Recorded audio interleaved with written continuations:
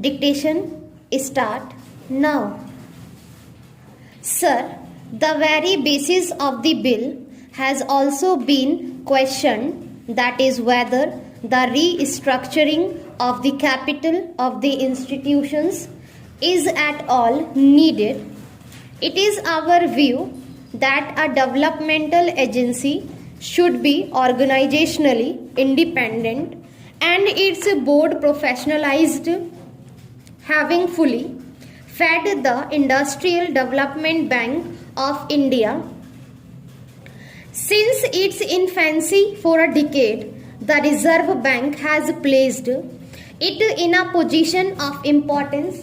The government have therefore taken the view that the time has arrived to elevate status of the development bank to that of the principal financial institution.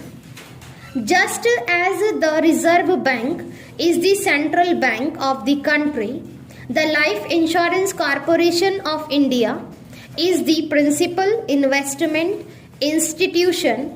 The development bank should achieve the status of the principal financial institution, all the three being directly owned by the government. The bill seeks to achieve this purpose. Further, the board of principal financial institution should reflect the various impulses of different states of India, particularly those which are industrially backward, as I have already explained. You will see from clause 6 of the bill that in a board of 25 members, expecting 2 who are government officials and 2 employees of the financial institutions, the rest are professionals in the sense that they represent all India and state level financial institutions, banks and various fields like science, technology, industry, economics, industrial cooperative marketing, etc. The Reserve Bank, as the central bank of the country, will be represented at the level of a deputy governor on the board and on the top executive committee of the development bank. The Reserve Bank is therefore in a position to continue to make its positive contribution to the operation of the development bank and through it to all the other financial institutions. It has also been argued that after the restructuring of the development bank, neither the volume of credit to industry will increase nor will the cost of credit decrease, and thus there is no economic rationales for the bill. In any event, the mobilization of resources and their channeling will be done in close coordination with the Reserve Bank of India, having elevated the status of the IDBI and made it responsible for the coordination. The development bank and the other financial institutions will work with greater cohesion, and to that extent there will be better development of resources all round. A point has also been raised that with the transfer of the shareholding of the Industrial Development Bank of India from the Reserve Bank to the government, large industrial group would have easier access to institutional finance than before. In the second note of dissent by my honorable friends, a similar point has been made that the credit policies to be followed by the institutions have not been defined. The policy of financing industry, including small scale industry, cooperatives, etc., and the large industrial groups is determined it is perhaps not very material whether the Industrial Development Bank of India is directly owned by government or owned through the Reserve Bank.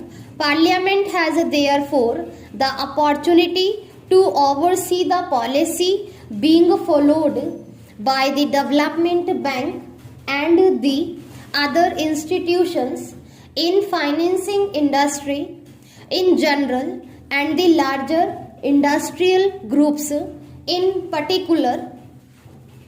The honorable member has in their minute of dissent referred to the position that the employees' representatives will not be elected on the board but will be selected in a manner prescribed by the government. They have referred to the practice prevailing in regard to the appointment of directors on the boards of the nationalized banks.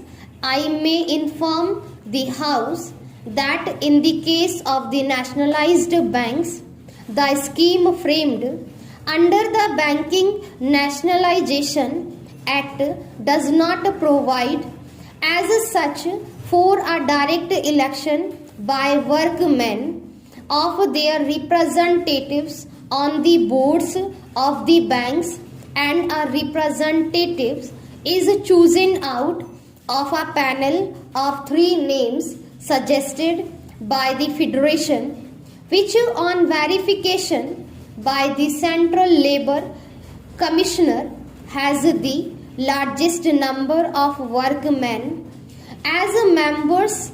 A more or less similar procedure will be drawn up in this case also for selection of the employees' representatives.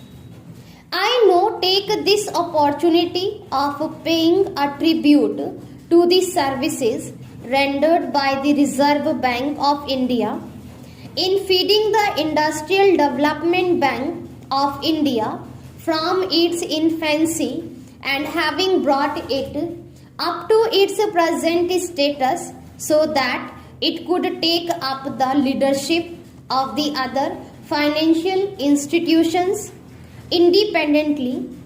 As I have already stated earlier, the Industrial Development Bank of India will continue to be as much a concern of the Reserve Bank as of the government in the new set-up as well. I have every hope that the Development Bank as the principal with its enlarged role should be able to play an effective part in the balanced industrial development of the country in accordance with national priority and aspirations. With these remarks, I commend the bill to the Honorable House for consideration for useful debate.